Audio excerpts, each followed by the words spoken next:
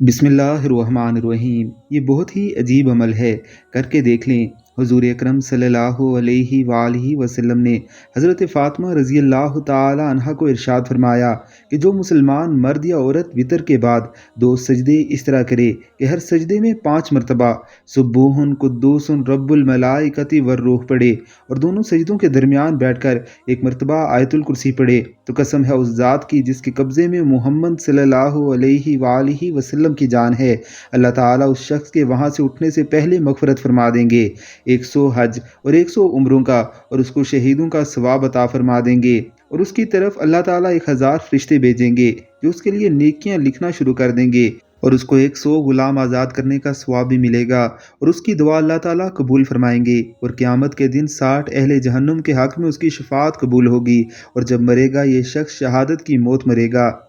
یہ حدیث مبارکہ سخت ضعیف ہے۔ فضائل اعمال میں بعض اہل اللہ نے اسے قبول کیا ہے۔